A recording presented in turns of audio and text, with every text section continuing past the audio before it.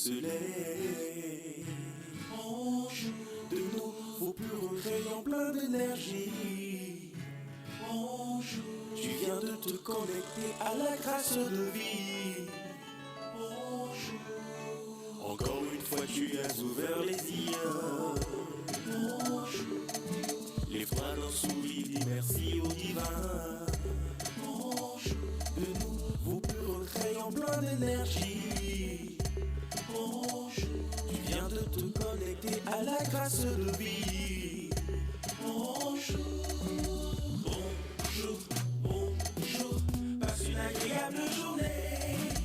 Bonjour, bonjour, tout ce que tu entreprendras. Bonjour, bonjour, passe une agréable journée. Hey, hey. Bonjour, bonjour, tout ce que tu entreprendras.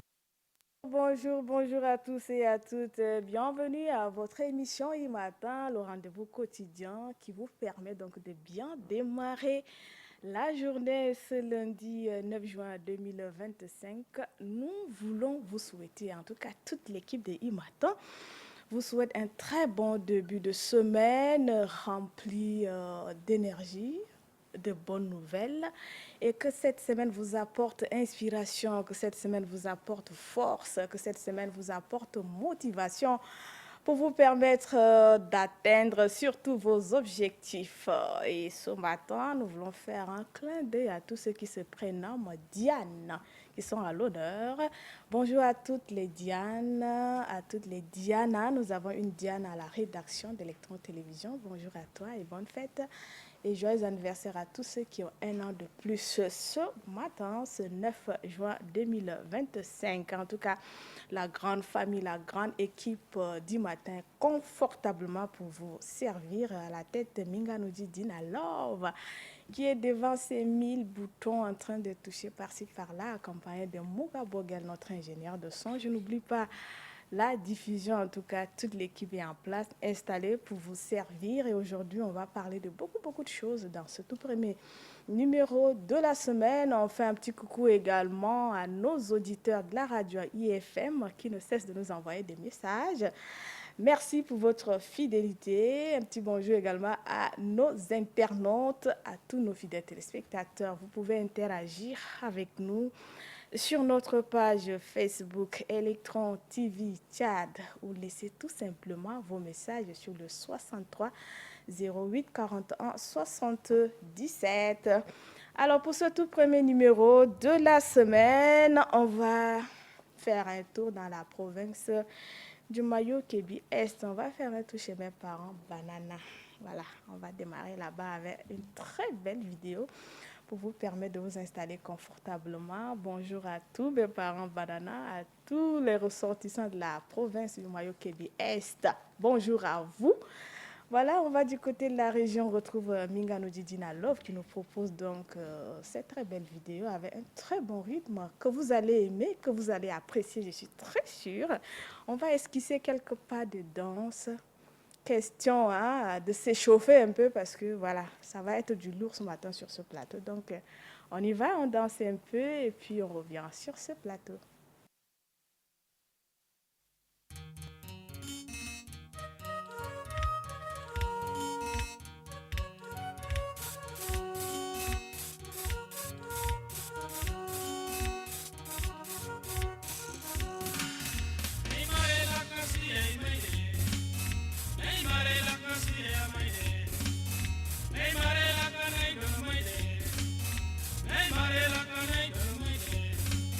Nandi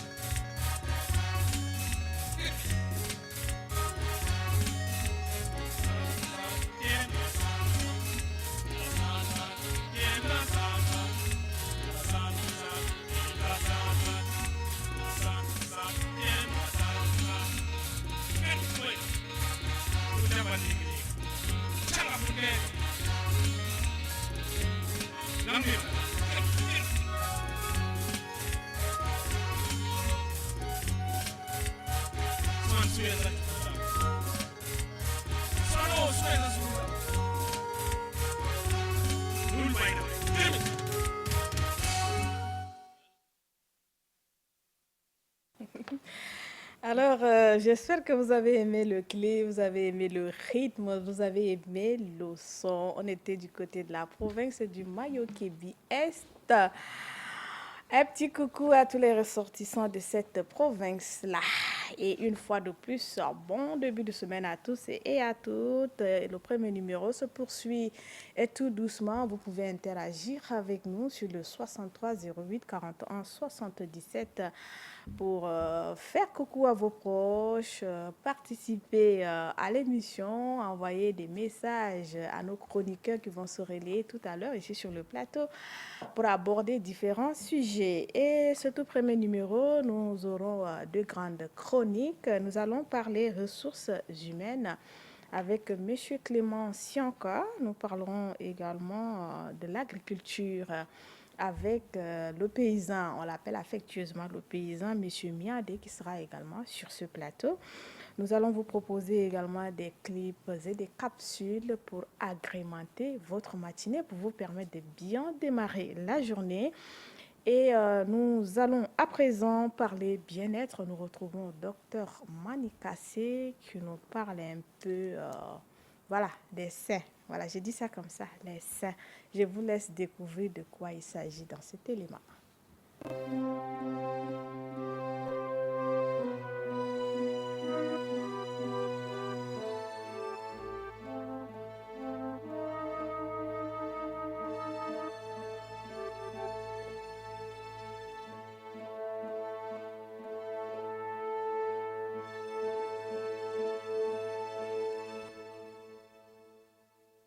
Une femme qui allait son enfant, en pressant le sein, il est évident que ça doit sortir du lait blanc. Bon, mais une femme non allaitante, qui n'allait pas, pour qui, quand elle presse le sein et que ça sort de liquide, que ce soit le liquide blanc ou bien le liquide, une sérosité. Ça veut dire quoi? Ça veut dire que soit cette dame présente une pathologie qu'on appelle une hyperprolactinémie. Il y en a une hormone qui monte chez une femme quand elle est en début de grossesse. Et ça prépare les seins à allaiter l'enfant. Mais il s'est avéré que d'autres femmes qui ne sont pas enceintes, cette hormone monte. Et quand cette hormone monte, ça produit le lait. Automatiquement, quand elle appuie son lait, elle appuie son sein, ça va produire du lait. À ce moment-là, on fait cet examen, on va retrouver que la prolactine est élevée. Mais malheureusement aussi, la plupart des hommes ne peuvent pas faire le rapport sexuel sans sucer le sein de la femme. L'effet de sucer le sein à chaque fois, quand tu fais le rapport sexuel, ça déclenche le réflexe de succion donc le reflet de succion déclenche l'allaitement, donc la production laiteuse. Il ne faut pas que l'homme essaie de sucer chaque fois le sein de la femme. Faute de quoi, cette dame va avoir cette montée laiteuse due à une hyperprolactinémie. Donc, plus, même si la femme n'est pas enceinte, vous sucez son sein pendant 3, 4, 5 jours, une semaine, l'autre semaine, elle va commencer à produire du lait. Voilà, il y a un réflexe en suçant le sein, ça informe le cerveau qu'il y a un bébé. Et le cerveau prépare automatiquement le lait. Le cerveau informe le système qui produit la substance qui produit le lait, c'est-à-dire la prolactine, et ça monte. Quand la prolactine monte, ça produit le lait. Et donc, le cerveau ne sait pas, l'essentiel c'est de ne pas sucer le sein. Dès que vous sucez, le cerveau pense qu'il y a un bébé. Donc, il faut lui préparer le lait. Et pour ça, pourtant, cette femme pour qui le lait monte et elle n'est pas enceinte, ça va perturber son cycle.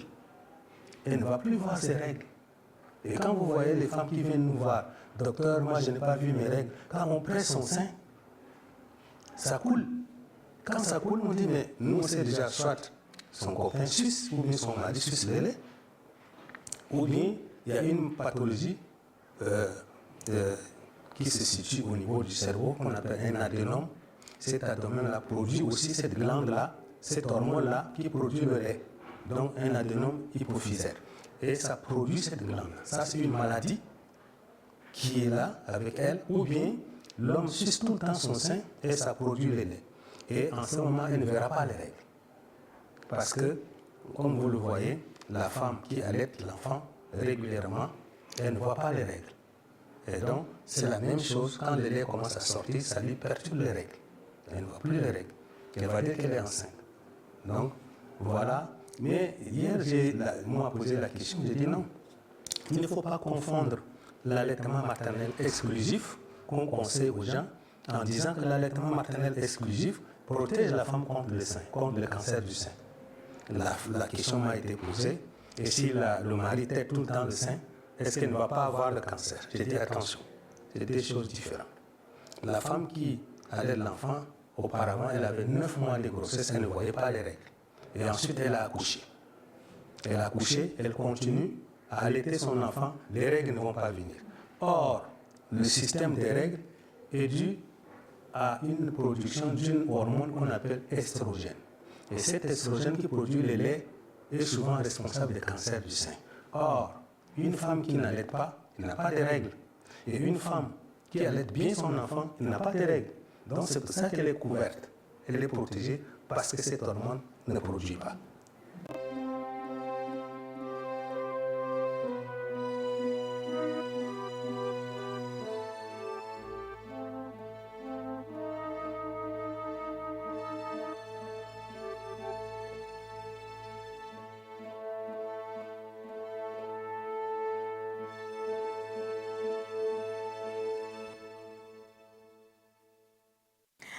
On va dire merci au docteur Manikassé pour toutes ces explications par rapport au sein qui coule.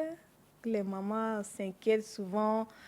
Je ne suis pas enceinte, je n'allaite pas, mais ça coule. Qu'est-ce qui se passe? Souvent, les mamans sont inquiètes. Le médecin l'a très bien expliqué. Pas d'inquiétude. Peut-être que le monsieur touche de temps en temps. Le monsieur suce ça trop de temps en temps. Et puis voilà, ça déclenche quelque chose. Et le lait commence à couler. Donc, j'espère que vous avez pris bonne note de tout ce que le médecin a dit. Et Dina me dit qu'il est 7h49, c'est l'heure d'Actu Matin dans votre émission e-Matin. Nous allons vous laisser donc le temps de vous informer des nouvelles d'ici et d'ailleurs. Et puis on va revenir après Actu Matin pour recevoir nos chroniqueurs sur ce plateau. Je l'ai dit, chronique ressources humaines. Et puis notre invité, Miadé, expert en sécurité alimentaire. À tout de suite.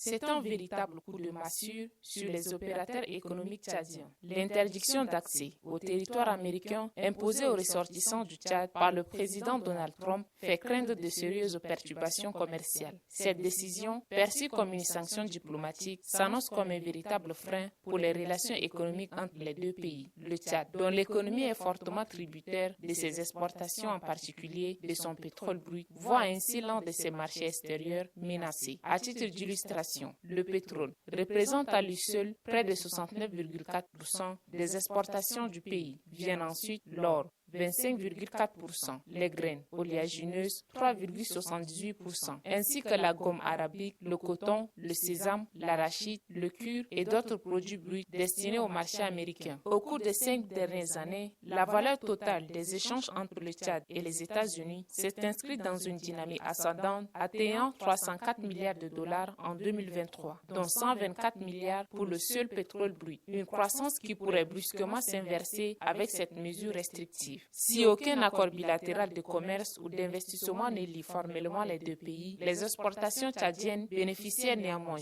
de l'AGOA, African Growth and Opportunity Act, un programme américain qui offre des facilités d'accès au marché américain pour les produits africains, la remise. En cause implicite de ce régime préférentiel pourrait porter un coup fatal aux espoirs de diversification économique du Tchad. Certes, les États-Unis ne figurent pas parmi les partenaires économiques dominants du Tchad, devancés par la Chine, la France, l'Allemagne et la Turquie. Mais les rôles restent stratégiques. Les restrictions d'entrée touchent non seulement les citoyens, mais également les hommes d'affaires, limitant de fait les échanges, les investissements et les opportunités de coopération technique et financière. Cette rupture diplomatique pourrait bien être le prélude à un isolement économique partiel, dont les premières victimes seront les opérateurs tchadiens déjà fragilisés par un contexte régional instable.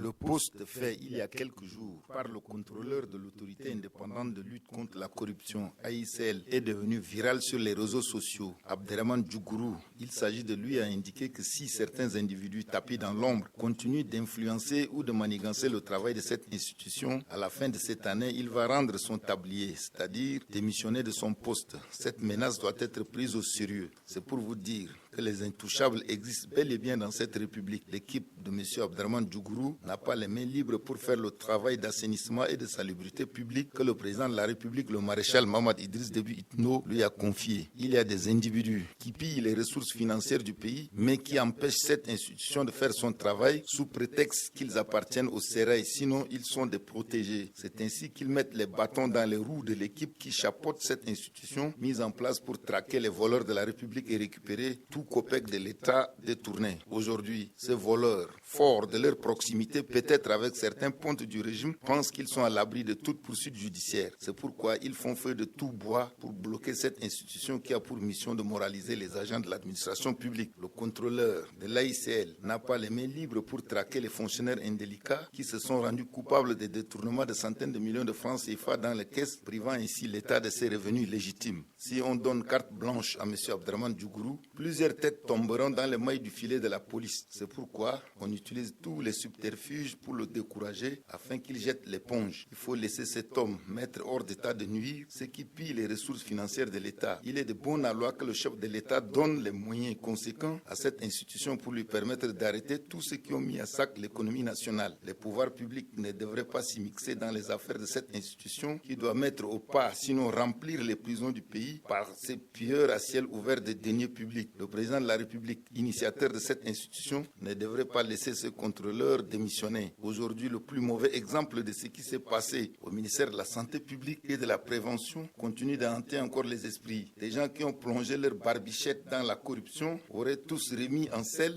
et ces derniers vaquent normalement leurs occupations comme si de rien n'était. On doit soutenir cette structure pour qu'elle jugule la corruption qui a étendu tous ses tentacules sur toute l'administration tchadienne. Au grand mot, de grand remède.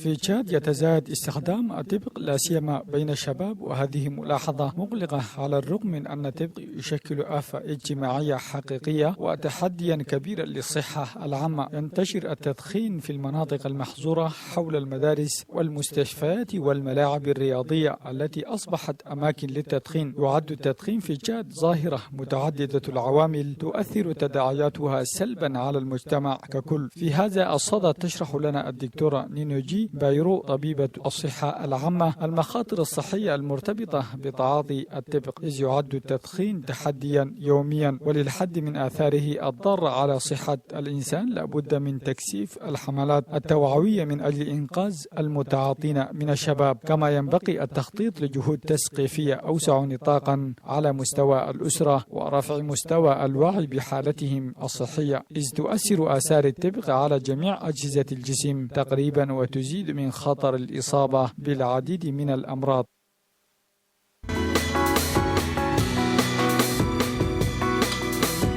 Le mariage, faut-il le rappeler, est l'union sacrée entre l'homme et la femme. Mais on se rend compte que cette union présente quelquefois des enjeux individuels et sociétaux majeurs. Parmi les défis majeurs, on retrouve les différences de caractère, d'éducation ou de valeur. Ce sont des éléments qui peuvent provoquer des tensions s'ils ne sont pas gérés avec maturité et communication. Les pressions extérieures telles que les attentes familiales, les contraintes financières ou encore les responsabilités liées à l'éducation des enfants viennent également mettre le couple à l'épreuve. Selon le sociologue, beaucoup se marient par intérêt, chose qui met en mal l'entente dans le couple. Les femmes veulent des hommes qui soient riches, qui aient beaucoup de moyens, qui aient, c'est pas moi, qui vivent dans l'opulence ou soit encore qui aient des biens matériels. Contrairement à d'autres qui n'ont rien, ceux qui ont des moyens sont mieux vus par rapport à ceux qui n'en ont pas. Et l'homme aussi, il vise des intérêts. Vous voyez, l'homme cherche toujours une femme là qui va préparer non seulement des bons repas pour elle, mais qui va veiller sur ses enfants. Ils veulent toujours des femmes qui se battent, qui amènent quelque chose à la maison, qui contribuent. Un autre défi important réside dans la gestion du temps, avec les obligations professionnelles, les tâches domestiques et parfois un rythme de vie effréné. Il devient difficile de préserver des moments de qualité à deux. Or, c'est précisément dans ces instants de complicité que le couple se renforce. En amour, normalement, on ne doit pas parler de domination. Si aujourd'hui, mon mari se met à laver mes habits au vu au su de tout le monde, c'est sûr que dans sa famille, ça va un peu parler. On va dire, mais c'est quelle histoire? Les mariés doivent faire face à l'épreuve du temps. Maintenir l'amour, la tendresse et le respect mutuel malgré les années et les épreuves n'est pas une tâche aisée. Juridiquement, le mariage, ce n'est pas une obligation, c'est un choix. On peut faire le choix de se marier ou le choix de ne pas se marier. Vous avez des gens qui entrent dans des ordres religieux qui ne veulent pas se marier, c'est un choix. Mais vous avez aussi des gens qui ont décidé par choix de ne pas se marier ou se remarier ou se marier simplement parce qu'ils ont vu ce que le mariage a fait sur leur mère. Ça peut être un traumatisme qui vient de là. Vous avez vécu avec vos parents, vous avez vu comment votre papa a maltraité votre maman, mais je dis simplement que c'est un choix. Le mariage, faut-il le dire, présente des enjeux multiples, touchant tant d'individus que la société. Il peut être vu comme un acte personnel, mais aussi comme une institution sociale, avec des implications juridiques, économiques et culturelles. Certains enjeux majeurs sont liés au mariage précoce et forcé, à la perception du mariage dans différentes cultures.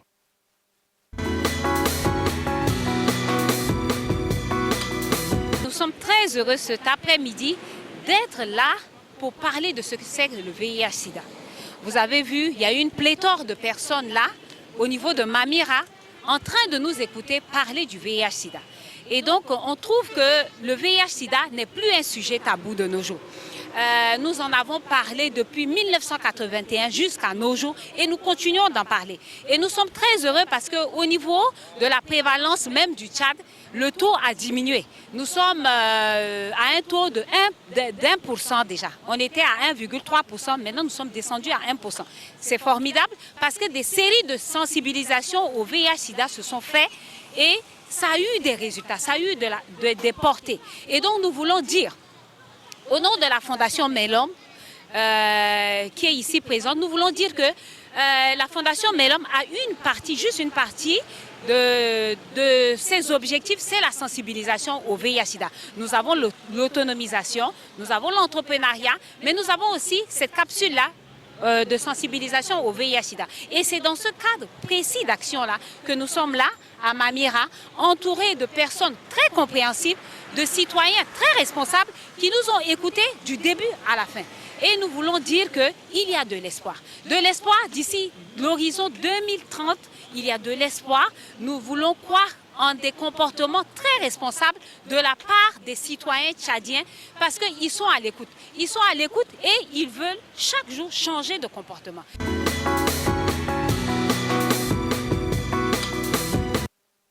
Chaque dimanche, la rédaction vous convie à un voyage complet à travers l'actualité sportive entre terrains locaux et arènes internationales. De N'Djamena à Marrakech, du Coast aux pelouses européennes, voici votre condensé hebdomadaire des événements qui ont façonné la semaine. Le comité olympique et sportif tchadien Coast a rompu le silence ce mardi 4 juin 2025 à travers un communiqué officiel qui se veut à la fois clarificateur et ferme. L'institution y condamne l'attitude de certaines fédérations et associations sportives qui ont refusé de signer le mémorandum de soutien à la direction actuelle du comité. Le communiqué émanant du secrétaire général du COS affirme avec vigueur que le bureau exécutif dirigé par le général Idriss Dokoni Adiker est l'unique entité reconnue par le comité international olympique CIO, l'association des comités nationaux olympiques, ainsi que par les autorités de la République du Tchad. Dans le cadre des préparatifs en vue d'une double confrontation amicale contre le Kenya, l'équipe nationale tchadienne a quitté N'Djamena le 3 juin pour rejoindre Marrakech. Les rencontres sont prévues pour les 7 et 10 juin au grand stade de la ville marocaine. Le premier match disputé ce samedi 7 juin s'est soldé par un nul vierge. Une prestation sérieuse des Sao qui ont montré une discipline défensive solide et une volonté de maîtrise collective face à une équipe kenyane rigoureuse. L'occasion pour le sélectionneur de procéder à plusieurs ajustements tactiques et intégrer de nouvelles recrues au sein de l'effectif national. Parallèlement, la Confédération africaine de football CAF, via sa division des associations membres, a organisé un séminaire de haut niveau auquel ont participé 2 représentants tchadiens. Abakar Oumouanou, membre du conseil de la Fédération tchadienne de football association, et Mamat Rozi Ali, directeur financier de la même institution. L'objectif principal était de renforcer les capacités des fédérations membres à travers l'introduction de normes de gouvernance financière, l'uniformisation des statuts, la promotion des réformes à l'échelle des unions zonales. Sur la scène européenne, la Ligue des Nations a offert un spectacle de haute volée. L'Espagne a dominé la France sur le score spectaculaire de 5-4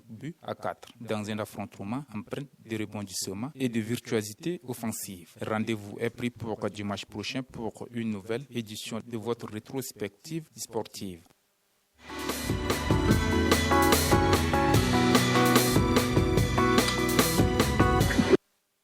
Merci à toute la rédaction pour la conception de tous ces éléments. Merci également à Sadok pour cet élément également. Et puis rendez-vous la semaine prochaine pour d'autres nouvelles du sport d'ici et d'ailleurs. Nous revenons sur le plateau. Imatin se poursuit tout doucement, tout doucement, tout doucement. Nous vous souhaitons la bienvenue si vous nous prenez en marche. Merci pour votre fidélité. Vous pouvez interagir avec nous sur le 63 08 41 77. Je pense également à nos auditeurs de la radio IFM. J'ai un pincement au cœur ce matin parce qu'il y a un petit souci de connexion et ça ne nous permet pas d'être en contact avec nos internautes. On espère que la connexion va se rétablir. Et puis voilà, on va retrouver nos internautes sur notre page Facebook Electron TV Tchad. Je l'ai annoncé en début d'émission qu'aujourd'hui, nous allons recevoir nos 2 chroniqueurs sur ce plateau. Qu'à cela ne tienne, nous allons en attendant vous proposer un folklore. Vous voyez. On va vous amener un peu dans une province, l'une des provinces du pays des Toumaï, pour découvrir une danse, quelques pas de danse. Voilà, j'espère que ça va vous faire du bien avant de revenir sur ce plateau.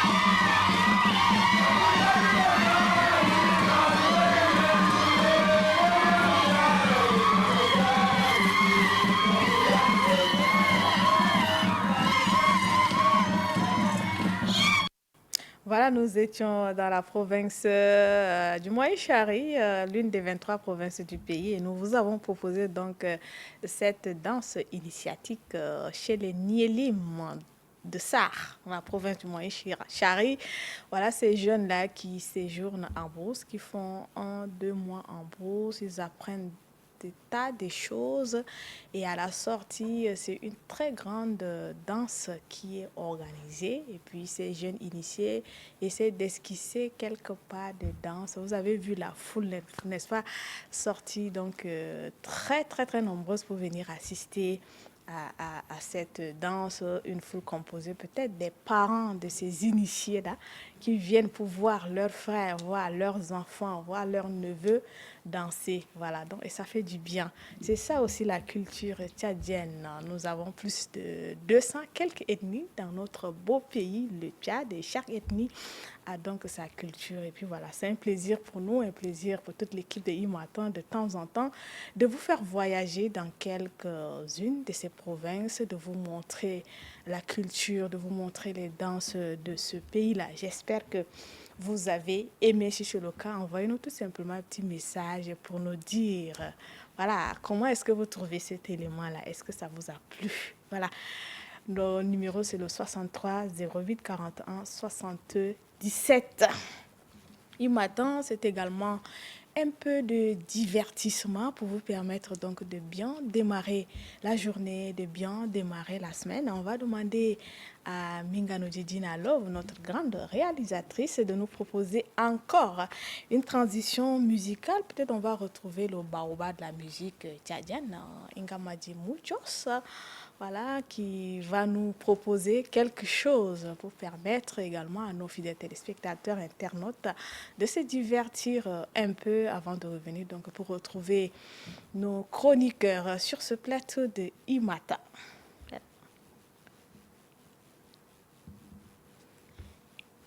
Ingamadi Muchos n'est pas encore prêt, il ne s'est pas encore installé. On va demander à Minga Noudi de nous proposer autre chose. Ainsi, Ingamadi Muchos n'est pas encore prêt, on va prendre une autre capsule, le temps pour l'artiste de se préparer et puis voilà, de monter sur scène. S'il y a une autre capsule, on prend et puis on revient sur le plateau.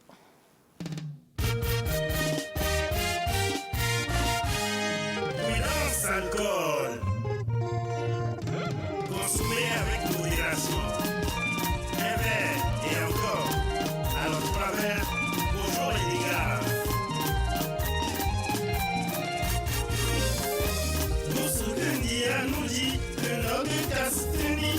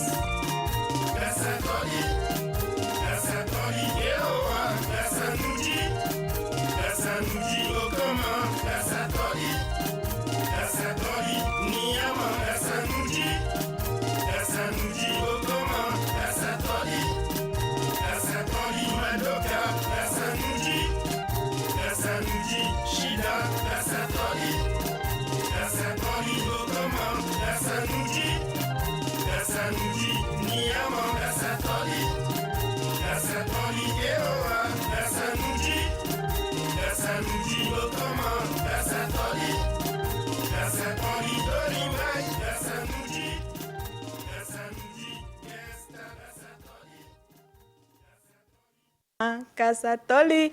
En tout cas, moi, j'ai très bien dansé sur ce plateau, le rythme. Et puis, voilà, les leçons qui sont donc données dans ce clip. On nous parle de l'alcool. Prudence, alcool. L'alcool a beaucoup de conséquences. Sur le plan de la santé, d'abord, l'alcool a beaucoup de conséquences sur notre santé. L'alcool a des conséquences sur le plan social, sur le plan économique. Tu sors le matin, l'alcool. À midi, l'alcool. Le soir, l'alcool. Tu finis le travail, au lieu de rentrer, tu es autour d'alcool avec des amis. Tu oublies que tu as une famille. Tu oublies que tu as des enfants. Ton salaire, là, ça va tout dans l'alcool. La première semaine du mois, déjà, toi, tu n'as plus d'argent. Parce que tout est allé dans l'alcool. Tu trimbales des amis derrière toi. Et puis, tu dépenses tout dans l'alcool pendant que les enfants ne mangent pas. Pendant que madame a des besoins que tu n'arrives même pas à satisfaire, toi, tu es dans l'alcool seulement. Voilà. Donc, c'est la leçon à tirer ce matin. On ne gagne rien dans l'alcool. Prudence. Faites très attention. On ne vous interdit pas de prendre de l'alcool, mais consommez mollo. Allez tout doucement. Il ne faut pas faire de l'alcool son style de vie. Le matin à 6 h, tu es dans l'alcool. À midi, tu es dans l'alcool. Le soir, tu es dans l'alcool. C'est quelle histoire ça là? Tu deviens esclave de l'alcool. On nous dit que ce n'est pas une bonne chose. En tout cas, j'espère que le message est passé. On va cette fois-ci prendre une petite capsule qui va nous permettre de recevoir notre chroniqueur. On va parler un peu de la signification des noms chez les Ngambaï. Vous voyez, au Tchad, on ne donne pas un nom comme ça. Et quand on donne un nom, il y a une signification derrière ce nom-là. Donc, c'est ce que nous allons voir dans cette capsule qui va nous permettre de recevoir M. Clément Sianka. Le nom est un mot qui sert donc à désigner une personne, un animal ou une chose. Sans nom, on ne peut pas appeler quelqu'un. Sans nom, on ne peut pas désigner un objet. Sans nom, on ne peut pas désigner un animal. Donc, une personne doit absolument avoir un nom. Une identité. Il y a ça, une identité. C'est le nom.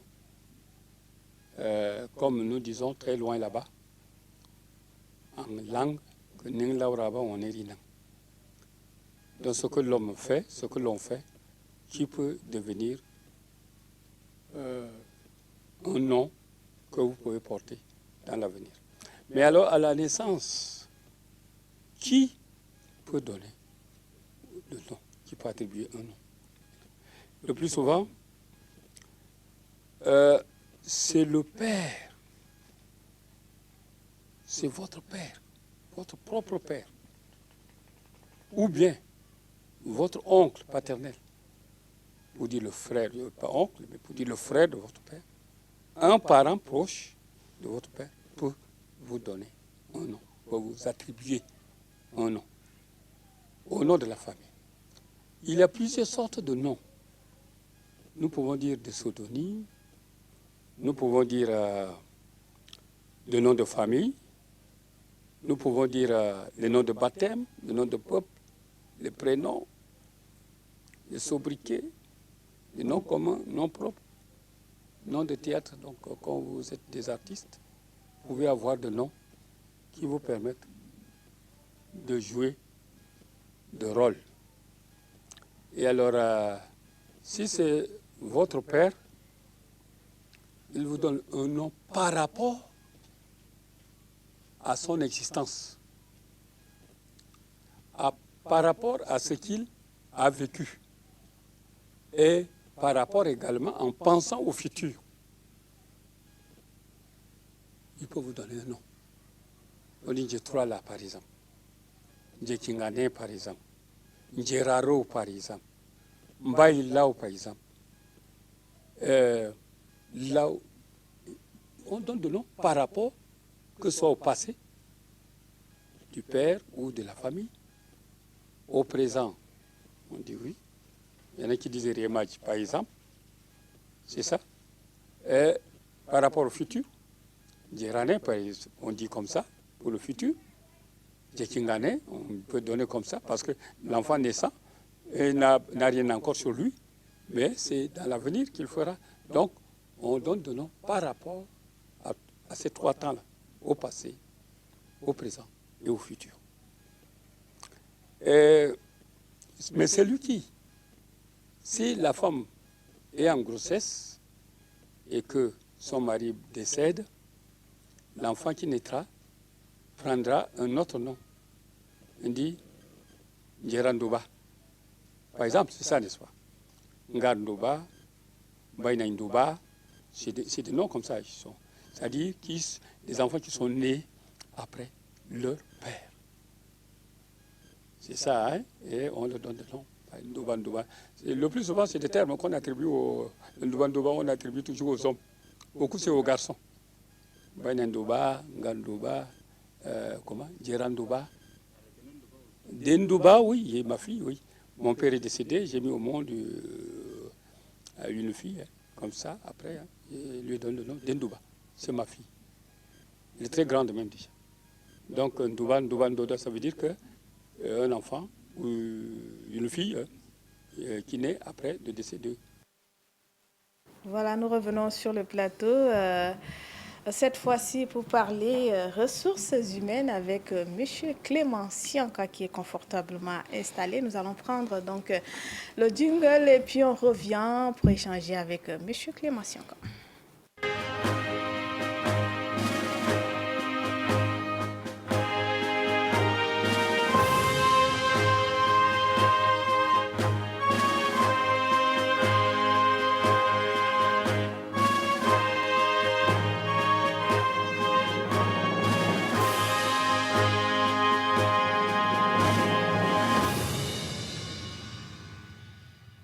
Monsieur Clément Sianka, bonjour, bienvenue sur le plateau. Bonjour, madame. Ça fait longtemps, hein?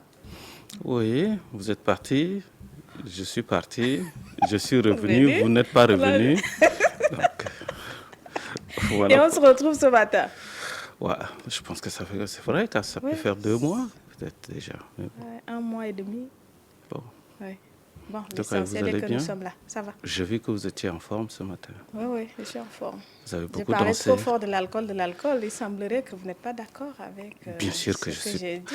Enfin, c'est pas que je suis pas d'accord. D'accord. Je vais confesser une chose, c'est que d'abord, j'ai jamais goûté à l'alcool. Je sais pas quel est son goût. Donc, voilà, à mon âge, ce n'est pas que je vais défendre l'alcool. La preuve, c'est que je n'ai jamais goûté. Ouais. Ça, c'est une chose. Mais dire que l'alcool est si mauvais que ça...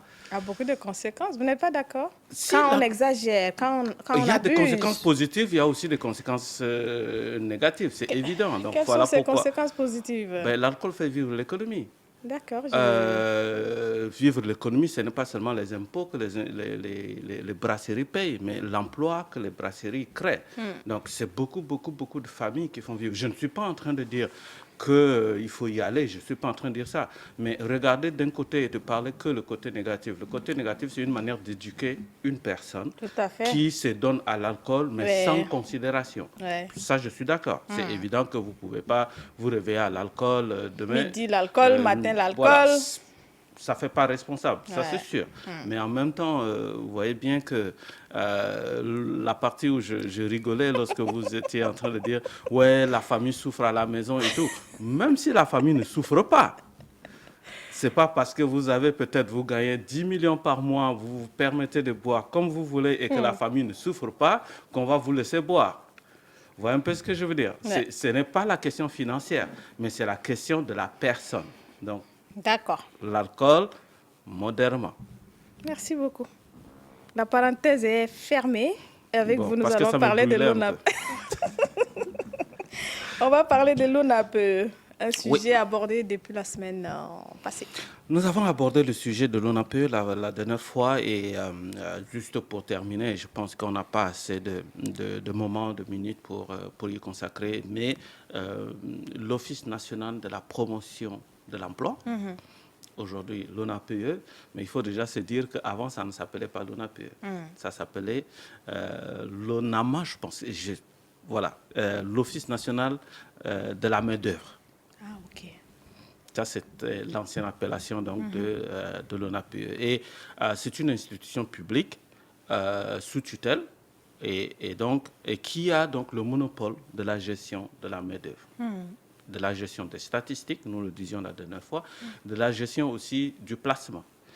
Qu'est-ce que ça veut dire? Ça veut dire que l'ONAPE a une mission qui permet, n'est-ce pas, de faire rencontrer les travailleurs demandeurs d'emploi avec les employeurs demandeurs de main-d'œuvre. Oui.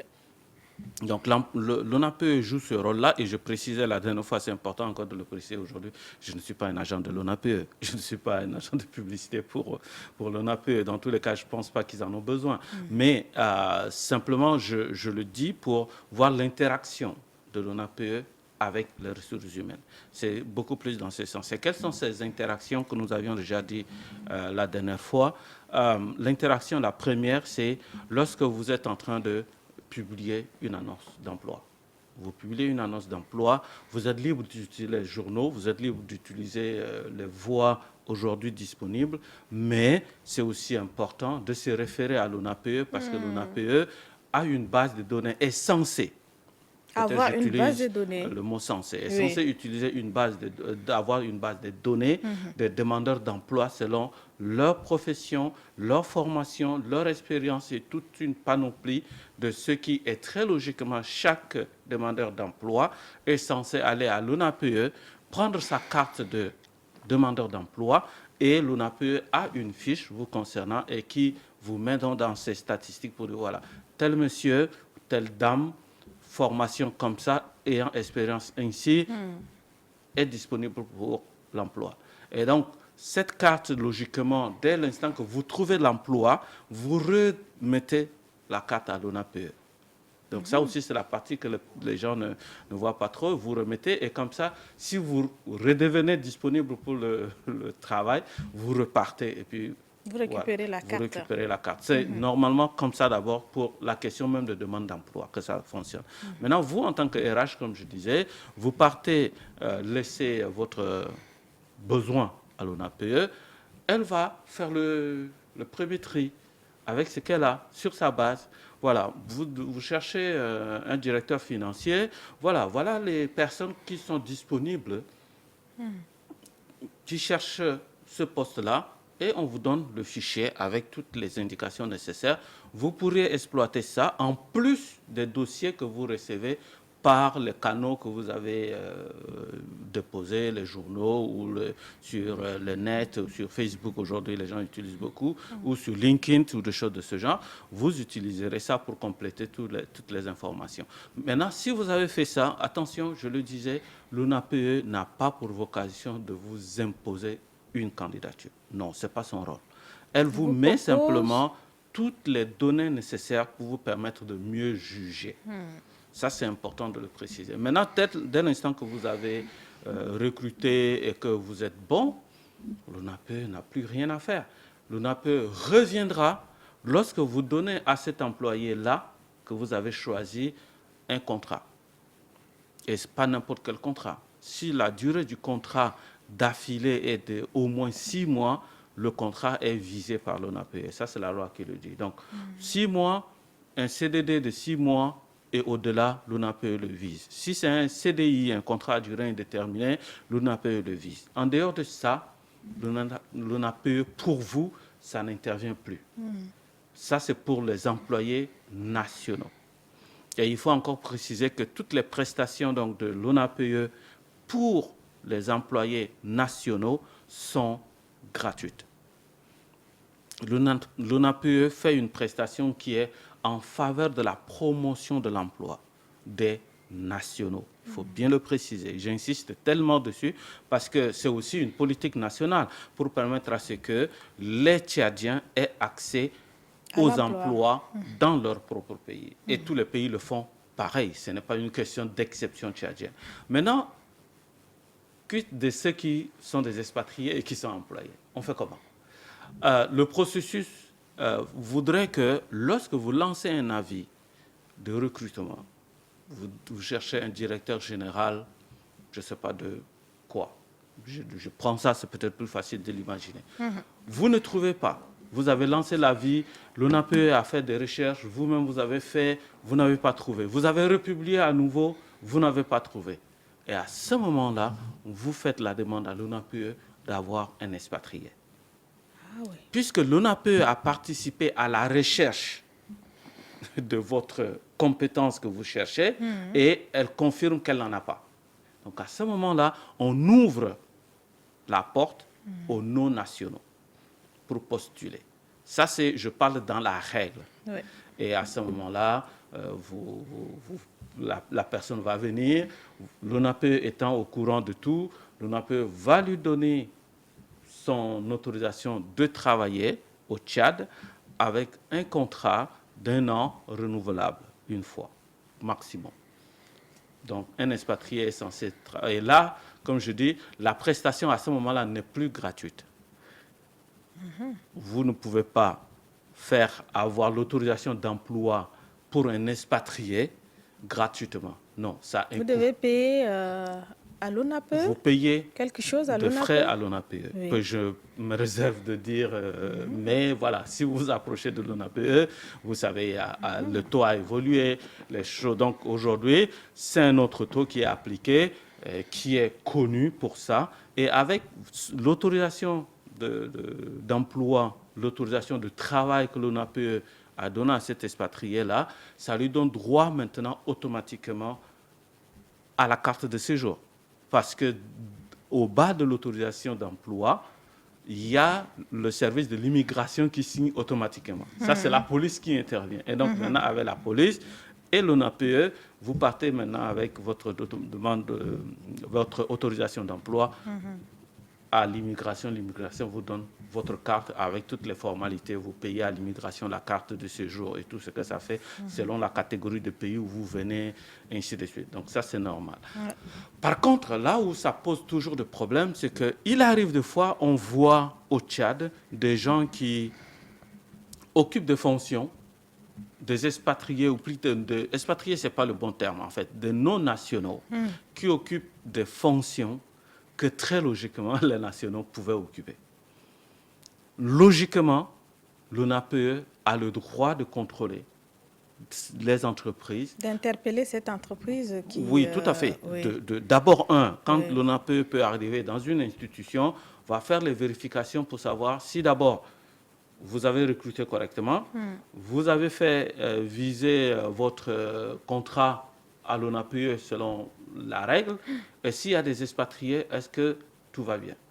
Maintenant, si jamais ça ne va pas, ils ont le droit, pour les expatriés, de les sortir de l'entreprise. Pour carrément, puisque quand c'est comme ça, forcément la personne n'a pas sa carte de séjour correctement, donc l'ONAPE a le droit, en accord avec l'immigration, de faire quitter la personne du territoire parce qu'elle n'a pas le droit d'être et de travailler.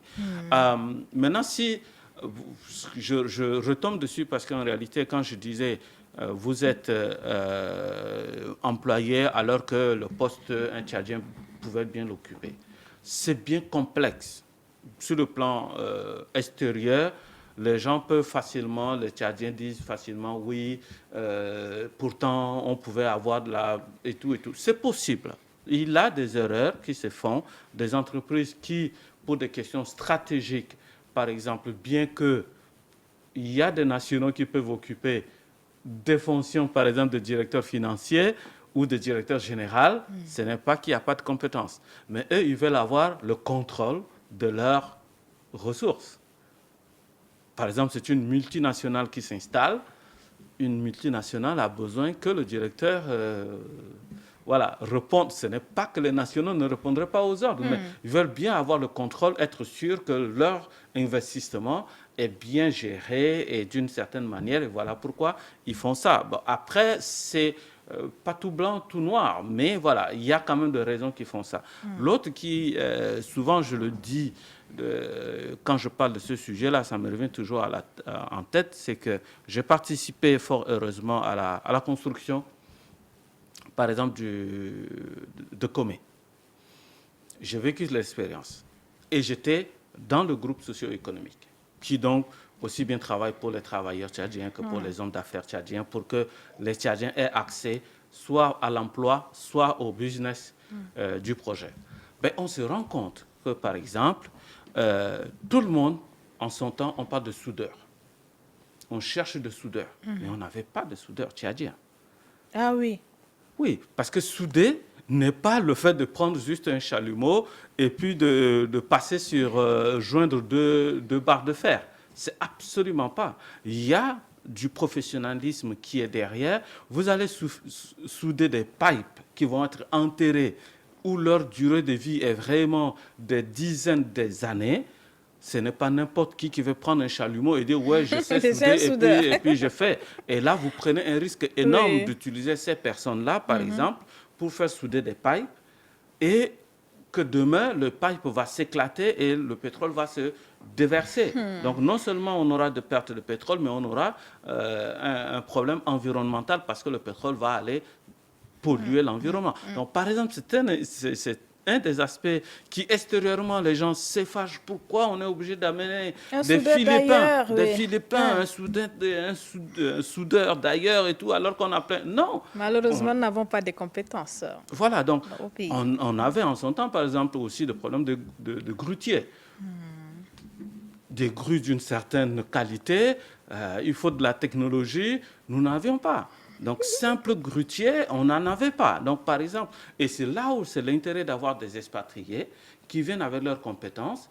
Et la loi pour l'ONAPE impose à cet expatrié d'avoir un assistant tchadien. Voilà.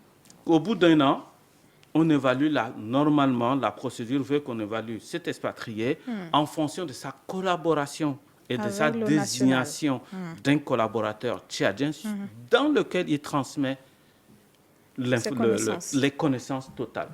Et quand on sent que tout ça est en ordre, à ce moment, on le renouvelle pour la deuxième fois pour parfaire la formation de ce Tchadien. Au bout de 2 ans, on suppose que ce Tchadien est capable de prendre le relais. Sinon, il faut justifier et c'est plein de choses à faire à ce niveau-là. D'accord. Sinon, il y avait une question, mais nous n'avons pas assez de temps. Je constate. Confier un recrutement à l'ONAPE, est-ce que ce n'est pas fermer les portes aux autres diplômés sans emploi qui ne sont pas déclarés à l'ONAPE?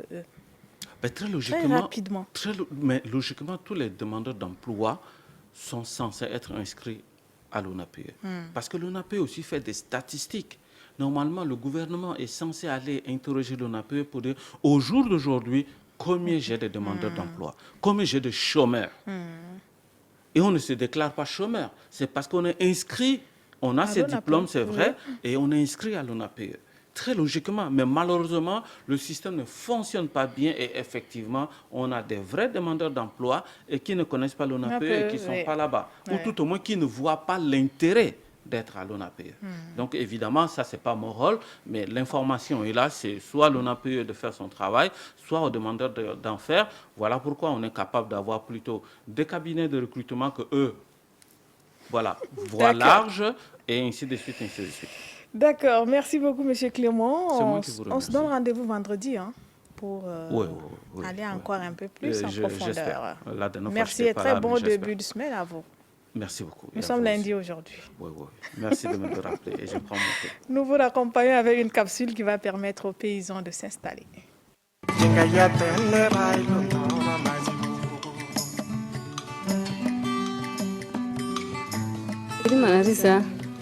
Ala risa silta depuis 87 rajila ne mardan nun titida shogal ne sai mafi iyal fi deni ta silta risa iyali daga yamshi ekol da ana gani katiba ekol da ma risa bas o akula na kashimna kul bi risa asa rajila ne mustana ashara ana god daga tab da fi karari ma iyala ne gulo na gali akula na kashimna o kilima akara ana sai ke mafi o kanal maga awni ki filandi ko urganti ga jomse nan ga awni ki mafi dole ita gajiya soki ne mu da bas da ba sa annabi harai da kullu da ku ta fi kalari da kalam kashi manana o man file ko da gajiya mama na durkaye mama na durbik mama na duralda o fira ne ma fira an ga soki da bas annaga tab da ke gan har da kare wai bas ana bi iyala ana wi da gan har da kare wai bas awal da gan sai kare cinen o ana wi da iyala duba kudura ne ga tun mafi da ba sa iyala bi ku bar shera da bas anaga so kare cinen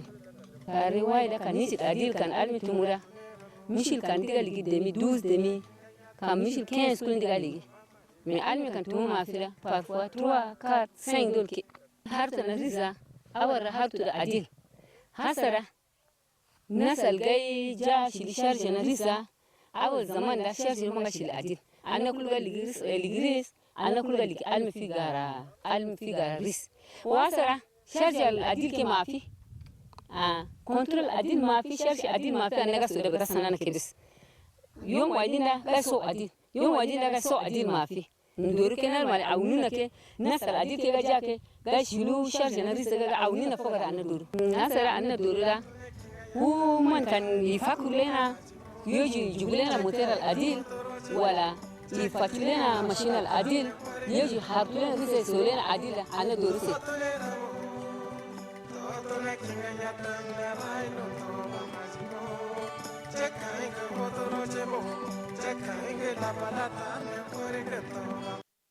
Voilà, cette capsule, c'est pour annoncer la présence du paysan sur ce plateau. Monsieur Miadé, bonjour. Bonjour madame. Bienvenue. Merci et bonjour aux téléspectateurs également. Voilà, bon début de semaine à vous. La meilleure à tout le Tchad. Merci beaucoup. Alors aujourd'hui, on entame avec une thématique très grande que nous allons développer peut-être sur 2 semaines.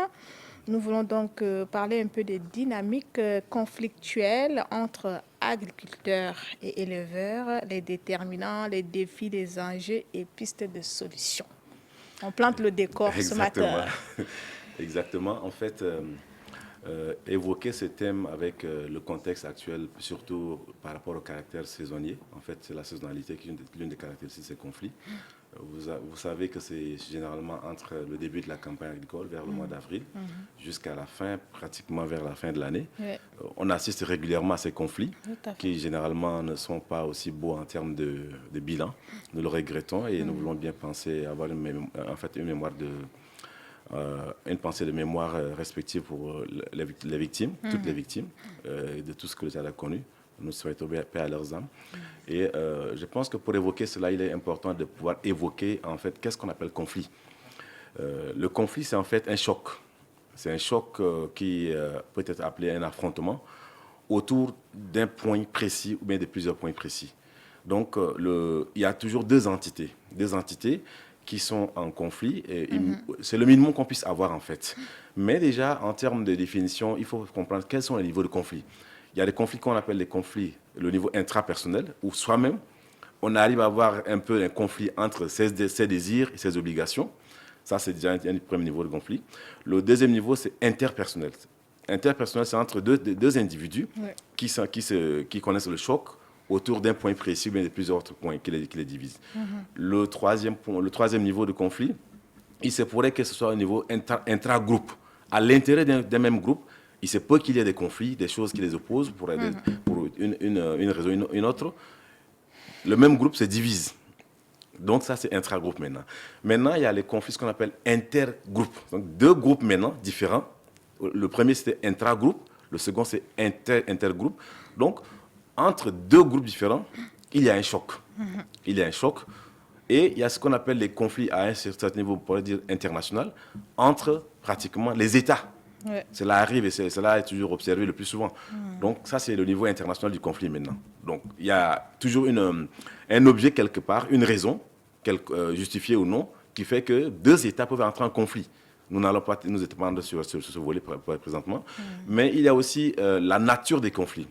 Il y a les conflits de type émotionnel, il y a les conflits de type cognitif.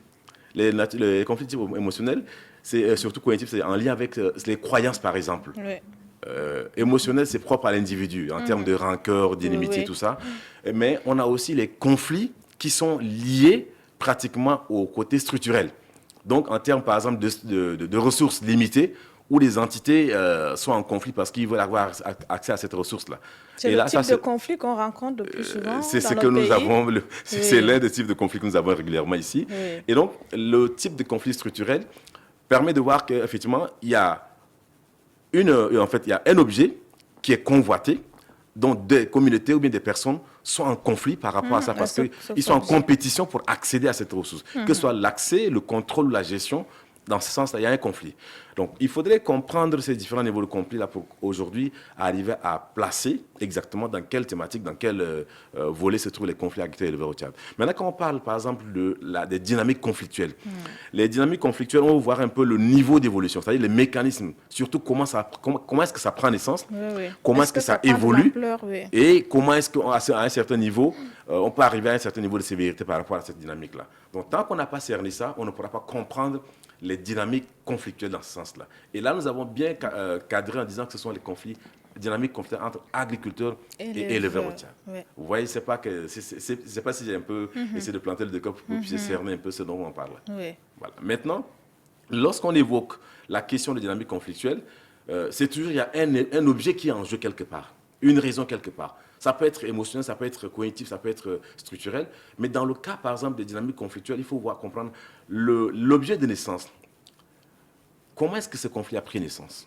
Comment est-ce que ça évolue? Les acteurs qui sont impliqués, les causes sous-jacentes, les causes immédiates, les facteurs d'exacerbation, tout ce qui accentue, tout ce qui peut atténuer. Il y a des gens qui peuvent être des diviseurs, ou bien des gens qui peuvent être des médiateurs pour pouvoir atténuer les conflits. Donc, il faudrait comprendre toute cette problématique-là de manière holistique pour arriver à comprendre comment évolue les dynamiques des conflits actuels au Tchad. Et ça, c'est un problème qui était aujourd'hui, surtout que nous sommes dans la saison, avec déjà un début qui a été très, très sanglant, malheureusement, que nous observons. Donc, il faudrait comprendre que ces dynamiques-là, aujourd'hui, par exemple, les dynamiques conflictuelles, si on parle précisément, sans toutefois nous y étendre pour l'instant, comme vous avez dit que le temps est limité, nous pourrons revenir sur les causes sous-jacentes et les causes immédiates, les acteurs impliqués dans les conflits, qu'est-ce qui est l'objet effectivement de ces conflits, comment est-ce que ces conflits se déroulent, comment est-ce qu'ils prennent naissance et le niveau d'évolution, la sévérité.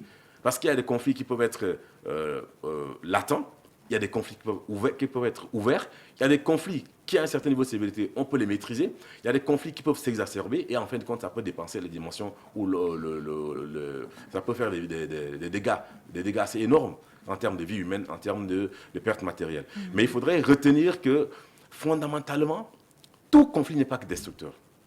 Ah oui? Oui, tout conflit n'est pas aussi systématiquement négatif. Le conflit peut être un facteur de changement. Le conflit peut être un facteur d'amélioration.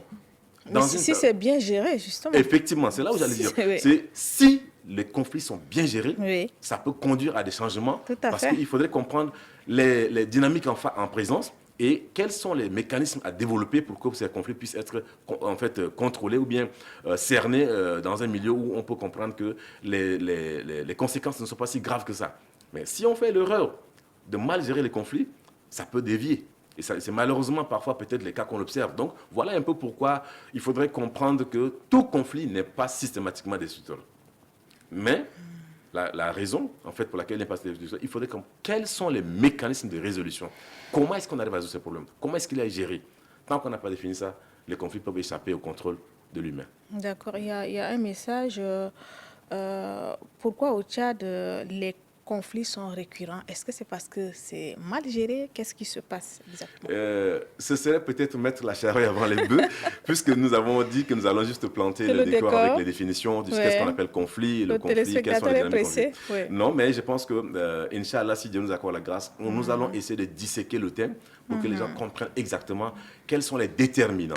Ça, à ce niveau, nous pourrons déjà expliquer un peu pourquoi les conflits sont récurrents au Tchad, et les défis liés à ces conflits, les enjeux et les perspectives. Donc, nous avons séquencé en divers points cette thématique-là, qui est devenue une problématique sérieuse au Tchad. Et je pense que s'il faut qu'on se mette à répondre maintenant, on aura déjà trop vite répondu.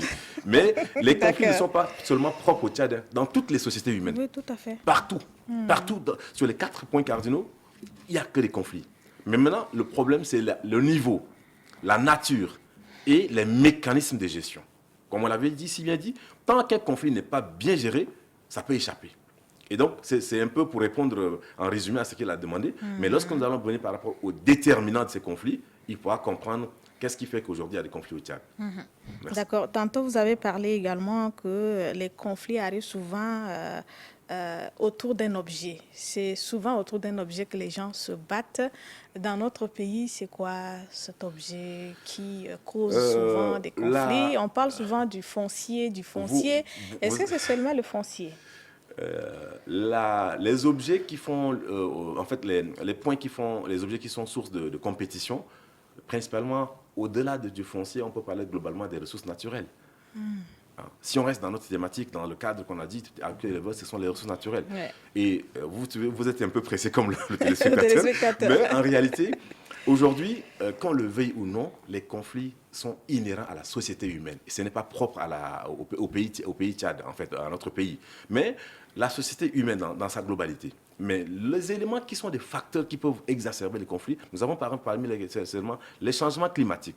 Les aléas climatiques aujourd'hui créent un contexte totalement différent. Ce n'est plus le même contexte comme il y a 50 ans. Donc il faudrait comprendre que nous serons obligés de vivre avec les conflits. Nous serons obligés de vivre. Parce que tant qu'il n'y a pas de mécanisme anticipatoire qui permettent d'atténuer les risques de conflits, les conflits se présenteront toujours et malheureusement, ça risque de causer des problèmes. Donc voilà pourquoi nous voulons attirer l'attention pour dire que si on comprend les déterminants, on peut déjà développer les mécanismes pour pouvoir arriver à anticiper sur les mécanismes de résolution. Mais si on ne le fait pas maintenant, je pense que personne ne le fera.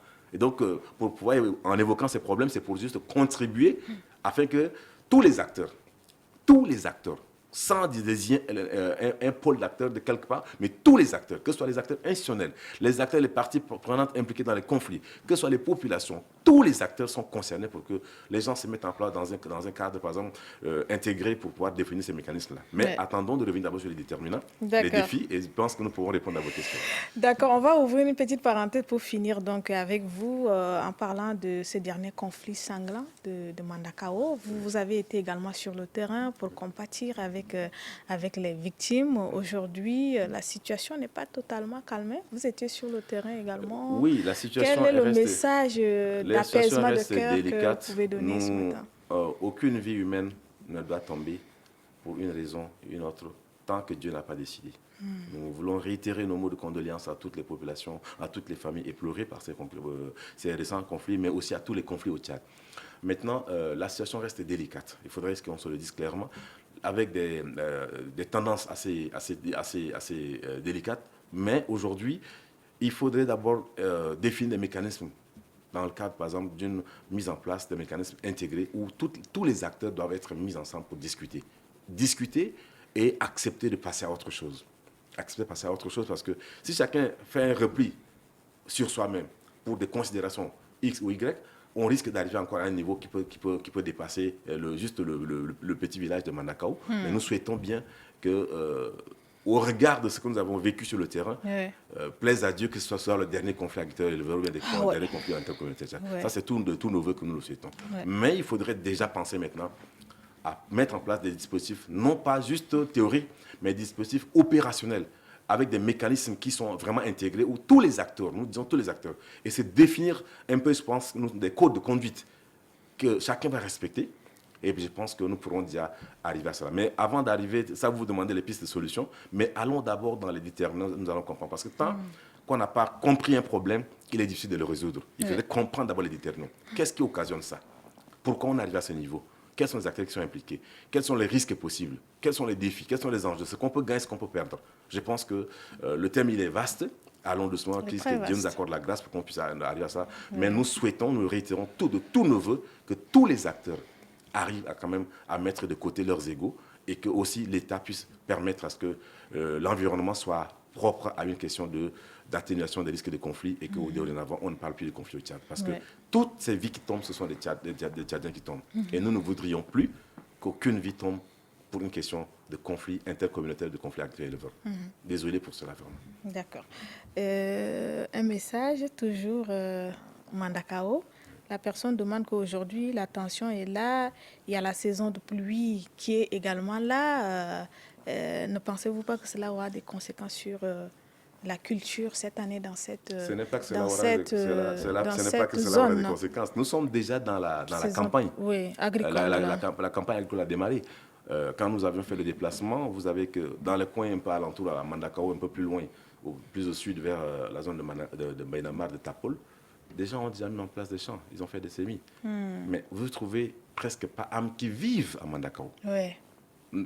Personnellement, c'est presque 3 ménages que nous avons vus, et c'est triste. Mais ces personnes qui sont parties, dont la première source, aussi bien de nourriture que de revenus, reste l'agriculture. Des deux camps, on ne sort jamais victorieux d'un conflit. Il faudrait qu'on se le dise. Personne ne sort victorieux d'un conflit. Donc il faudrait qu'on ne fait qu'en apprendre des leçons.